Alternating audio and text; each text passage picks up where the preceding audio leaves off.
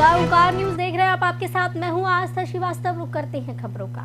बिहार के मुख्यमंत्री नीतीश कुमार ने मेट्रो ट्रेन को लेकर बयान दिया और कहा कि पटना में मेट्रो ट्रेन का काम अपने तय समय पर पूरा होगा। आज पटना के राजेंद्र नगर स्थित Moinul Haq stadium metro station परिसर में भूमिगत टनल बनाने के लिए लाई गई मशीन महावीर से कार्य का उद्घाटन किया गया और उसके बाद मीडिया से बातचीत की गई है। इस दौरान उन्होंने कहा कि मेट्रो परियोजना के लिए केंद्र सरकार, राज्य सरकार और जायका के सहयोग से अब बजट की बाधा को दूर कर लिया गया है, जिससे कार्य तीव्र गति से पूरा होगा।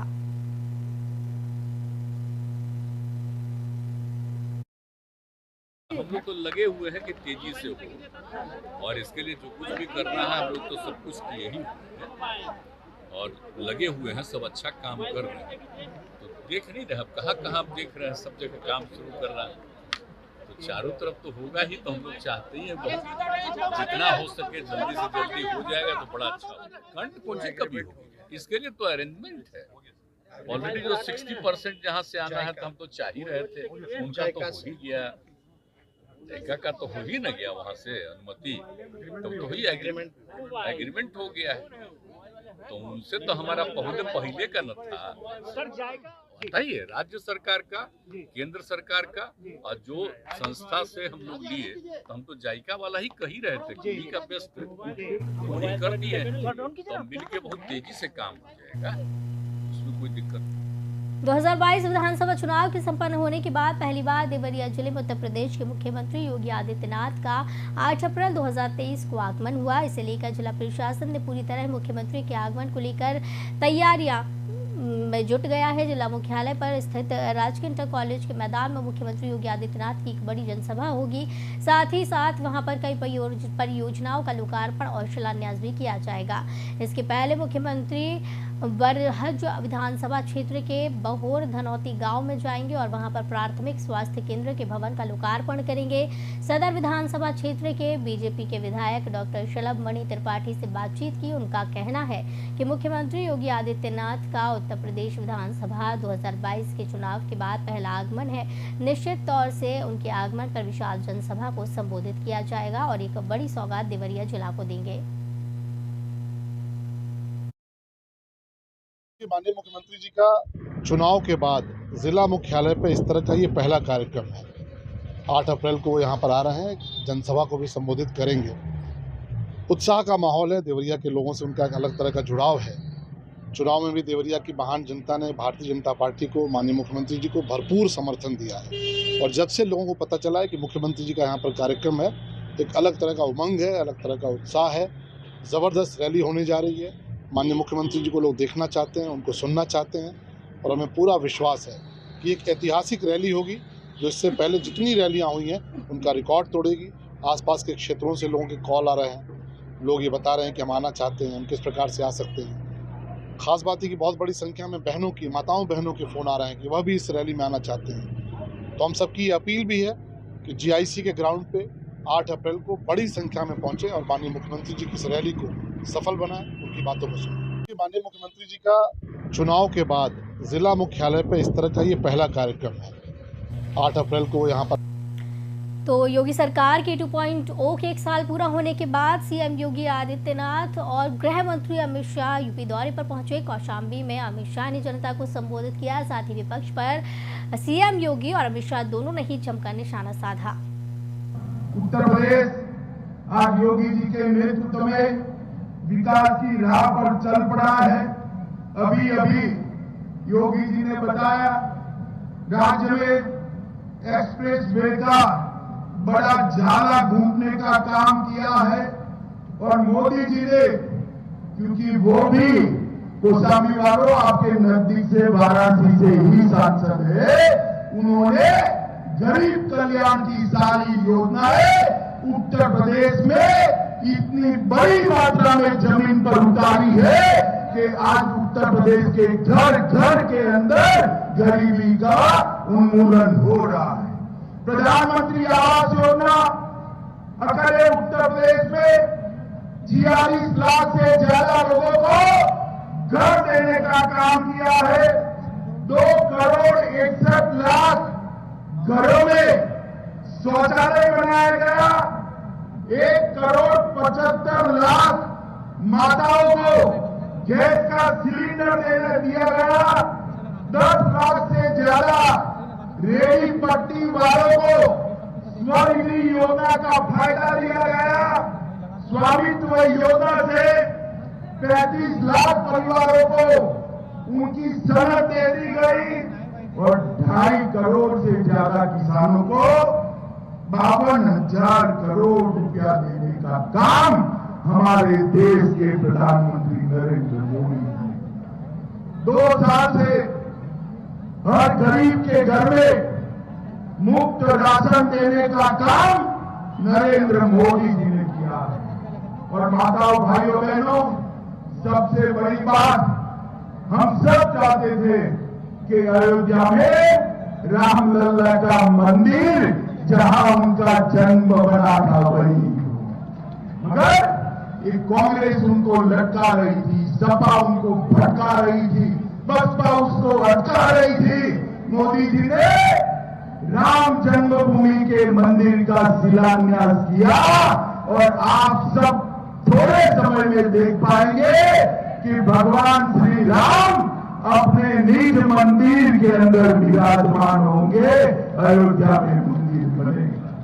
आज विकास की किरण और विकास की योजना का लाभ बिना भेदभाव के हर गांव, हर गरीब, हर किसान और हर नौजवान तक पहुंचाया जा रहा है।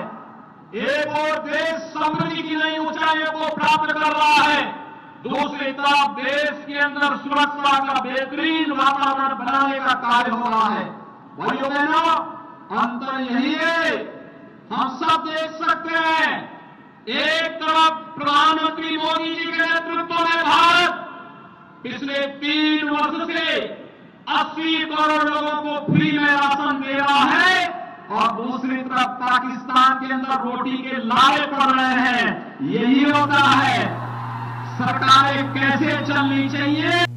हर साल विश्व स्वास्थ्य दिवस मनाया जाता है। WHO ने इस साल हेल्थ फॉर ऑल की थीम रखी है, जो कि इस सोच को दर्शाता है कि हर किसी को बिना किसी वित्तीय कठिनाइयों के जब और जहां जिसकी आवश्यकता हो उसे स्वास्थ्य सेवाएं मिलनी चाहिए। आपको बता दें कि आज इसी कड़ी में वर्ल्ड हेल्थ डे पर मोतिहारी समाहरणालय में स्थित गांधी बाल उद्यान के पास से IMA ने विश्व स्वास्थ्य दिवस मनाया। इस मौके पर IMA के अध्यक्ष डॉक्टर आशुतोष शरण ने कहा कि हम गाँव की तरह बेहतर स्वास्थ्य देने के लिए संकल्पित हैं। इस बार IMA की तरफ से 100 आदमी को गोद लिया जाएगा, जिसको खाना, दवा और इलाज मुफ्त में मिलेगा। आगे उन्होंने जिला प्रशासन और पुलिस प्रशासन से डॉक्टर को सहयोग करने की भी अपील की है कि अननेसेसरी किसी अस्पताल में कोई पेशेंट यदि मर जाता है या झंझट होता है तो थाना जो है 304 IPC या 304 A लगाती है, बिना डॉक्टर के बोर्ड में बैठाए हुए, जो सुप्रीम कोर्ट का निर्णय है कि डॉक्टर पर 304 नहीं लगेगा। मेडिकल बोर्ड होगी, मेडिकल बोर्ड उसकी जांच करके तब वही उसको रिकमेंड करेगा कि इसको इन पर ये धारा लगाया जाए कि नहीं लगाया जाए। लेकिन दोहन के लिए, शोषण के लिए या डराने के लिए ये लगा दिया जाता है और जब तक ये फाइनल नहीं होता है तब तक वो डॉक्टर मेंटली पीड़ित रहता है, उसका परिवार पीड़ित रहता है। वो 1-1.5 महीना तक ठीक से कॉन्फिडेंटली काम नहीं कर सकता है, उसकी छवि को धूमिल किया जाता है। और 1 महीना काफ़ी है किसी भी डॉक्टर को टेंशन में रख के उससे इलाज करवाना, हमेशा गलत इलाज। रामनवमी शोभा यात्रा के दौरान 2 गुटों में हुए हिंसक झड़प के बाद शहर की व्यवस्था धीरे धीरे पटरी पर लौट रही है। बता दें, जिला प्रशासन द्वारा सख्त कार्रवाई करते हुए अब तक 130 उपद्रवियों को गिरफ्तार कर न्यायालय हिरासत में भेजा गया है। शहर की विधि व्यवस्था कायम रखने के लिए बुधवार को पैरामिलिट्री फोर्स के द्वारा शहर के संवेदनशील इलाकों में फ्लैग मार्च निकालकर लोगों में पुलिस के प्रति विश्वास और सामाजिक तत्वों में खौफ का संदेश दिया गया। फ्लैग मार्च का नेतृत्व नालंदा के DM और SP द्वारा किया गया। तो वहीं फ्लैग मार्च में SSB, दंगा नियंत्रण बल, CRPF के विभिन्न मोहल्लों में घूमकर लोगों से शांति व्यवस्था बनाए रखने की अपील की गई।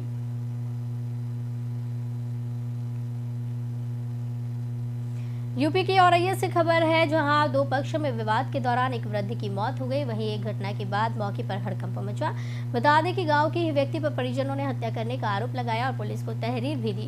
वहीं सूचना पर पहुंची पुलिस ने शव को कब्जे में लेकर पोस्टमार्टम के लिए भेजा और जांच पड़ताल में जुटी है। अपर पुलिस अधीक्षक औरैया दिगंबर कुशवाहा ने बताया कि मामला दर्ज कर आरोपी की गिरफ्तारी के लिए टीमें गठित की गई हैं। बता दें, परिजनों ने आरोपी पर वृद्ध को धक्का मारकर सीने में ईंट मारकर हत्या किए जाने का आरोप लगाया है। तो वहीं ये मामला औरैया जनपद के फफूंद थाना क्षेत्र मिश्रीपुर गांव का बताया जा रहा है।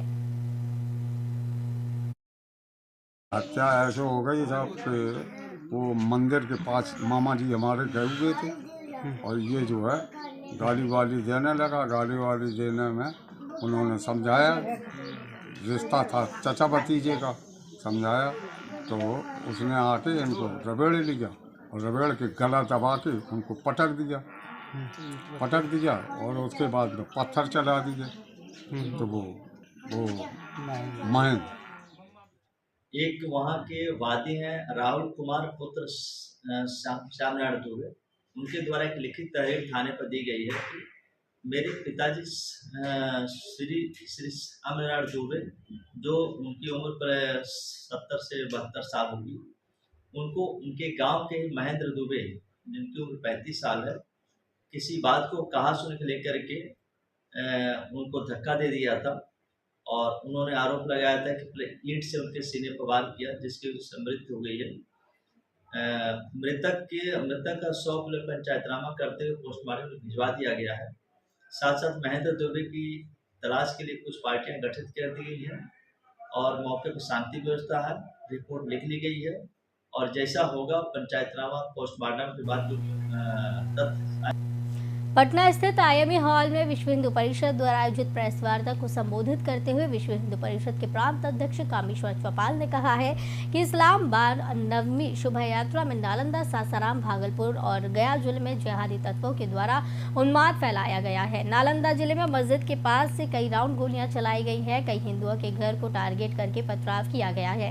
इस सरकार और प्रशासन के द्वारा मुस्लिम तुष्टीकरण नीति अपनाते हुए विश्व हिंदू परिषद बजरंग दल को बदनाम करने का प्रयास किया गया, जो दुर्भाग्यपूर्ण है। सरकार खाना पूर्ति करने के नाम पर निर्दोष लोगों को फंसा रही है। बिहार शरीफ में BDO और CO के द्वारा अलग अलग शिकायत पर एक दूसरे समुदाय को दोषी ठहराना, इसमें भी साजिश प्रतीत हो रहा है। अब तक यात्रा में एक पक्षीय कार्रवाई हो रही है। गोली चलाने वाले लोग, पथराव करने वाले लोग खुलेआम घूम रहे हैं। निर्दोष लोग जेल के अंदर डाले जा रहे हैं। वहीं विश्व हिंदू परिषद सरकार से मांग करती है कि रामनवमी शोभा यात्रा में जिन जिहादी तत्वों ने फायरिंग और पथराव किया, वैसे लोगों को पहचान कर कड़ी से कड़ी सजा दी जाए ताकि भविष्य में दोबारा ऐसी घटनाएं ना हो। विश्व हिंदू परिषद की स्पष्ट मान्यता है कि सरकार आंख बंद करके आने वाली संकट से अपने को दूर हटाना चाहती है और एक तकिया कलाम सा हो गया है देश में कि देश में कोई घटना घटे तो RSS का नाम आ जाएगा। आजकल 2 नाम और जोड़ना शुरू होगा, विश्व हिंदू परिषद का जोड़ देगा, बजरंग दल का जोड़ देगा। लेकिन मैं आपका ध्यान आकृष्ट करना चाहूंगा कि ये दंगा आज का नहीं, जब RSS का जन्म नहीं हुआ था, विश्व हिंदू परिषद का जन्म नहीं हुआ था, जब बजरंग सहरसा के एक अनाथ आश्रम के संचालक दंपति की बच्ची विगत 5 वर्षों से पूर्णिया के बालिका गृह में कैद है, तो वहीं 6 वर्ष से दंपति ने प्रशासन से लेकर नेताओं तक अपनी बच्ची की बरामदगी की गुहार लगाई है, लेकिन पीड़ित परिवार के लिए किसी का दरवाजा नहीं खुला।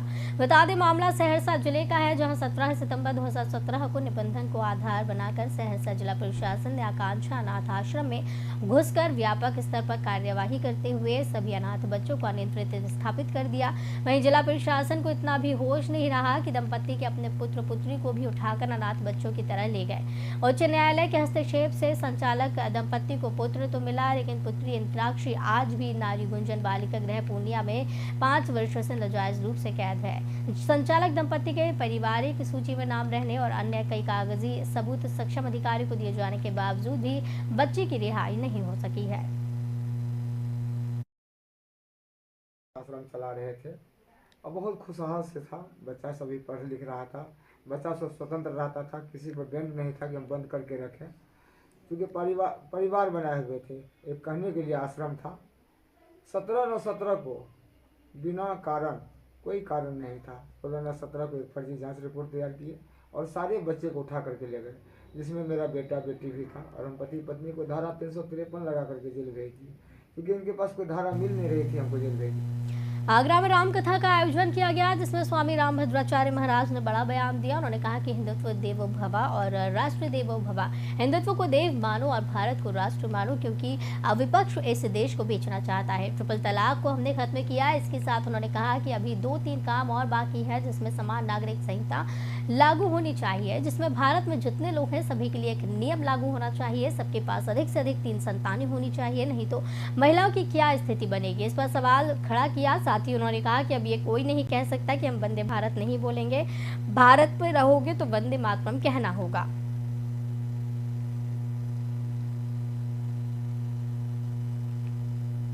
बरेली पहुंची वीएचपी नेता साध्वी प्राची ने विवादित बयान दिया है। समाज में हलचल इसने पैदा कर दी है। उनके इस बयान को ऑल इंडिया मुस्लिम जमात के राष्ट्रीय अध्यक्ष मौलाना शहाबुद्दीन रजवी ने देश में नफरत फैलाने वाले भड़काऊ बयान बताया जा रहा है कि वीएचपी नेता साध्वी प्राची अपने बयानों को लेकर सदैव चर्चा में रहती हैं। बरेली में उन्होंने पत्रकारों से बात करते हुए कहा कि वो मुस्लिम लड़कियों को खुला ऑफर दे रही है कि वो हिंदू लड़कों से शादी करें और आनंदमय जीवन बिताएं। उनके इस बयान को मौलाना शहाबुद्दीन रजवी ने मुस्लिम लड़कियों को भड़काने वाला बताया है, जो गरीब मुस्लिम लड़कियों को बहला फुसलाकर पैसों के लालच में धर्म परिवर्तन कर हिंदू लड़कों से शादी कराई जा रही है। उनके इस बयान पर मौलाना शहाबुद्दीन रजवी ने कहा कि इस तरह के काम करना कानून के खिलाफ है और इस प्रकार की बयानबाजी मुस्लिम समाज को आहत पहुंचाने वाली है। पैसों का लालच देकर किसी का धर्मांतरण नहीं कराया जा सकता है। आज हनुमान जन्मोत्सव है, उसका कार्यक्रम रामपुर गार्डन में है। उस कार्यक्रम में मेरा पदार्पण हुआ है। मुस्लिम बहनों से मैं एक निवेदन करना चाहती हूँ, काश मेरी मुस्लिम बहनें हिंदू लड़कों से अगर शादी करेंगी ना, तो एक तो ये काले लबादे में बंद नहीं रहना पड़ेगा। 50 डिग्री सेल्सियस तापमान होता है, हम लोग एसी में नहीं बैठ पाते, और उन बच्चियों की क्या दुर्दशा होती है। इसलिए हिंदू लड़कों से शादी करिए, स्वर्ग की जिंदगी होगी। यहाँ तलाक का भी कोई मतलब नहीं है, 7 जन्मों का बंधन का विश्वास दिलाया जाता, स्वर्ग जैसी। बिस्मिल्लाहिर्रहमानिर्रहीम। साध्वी प्राची ने आज बरेली में जो बयान दिया है वो निहायत ही शर्मनाक बयान है। साध्वी प्राची ने इस्लाम का मजाक उड़ाया, मुसलमानों का मजाक उड़ाया और बुर्क़े का, हिजाब का मजाक उड़ाते उड़ाते मुस्लिम ख़वातीन का, महिलाओं का भी मजाक उड़ाया, तलाक़ व हलाले का भी मजाक उड़ाया, जो खालिस शरई मसाइल हैं। यह अधिकार साध्वी प्राची को किसने दिया कि वो इस्लाम का मजाक उड़ाए, मुसलमानों का मजाक उड़ाए। तो इस बुलेटिन में फिलहाल इतना ही। मुझे दीजिए इजाजत। नमस्कार।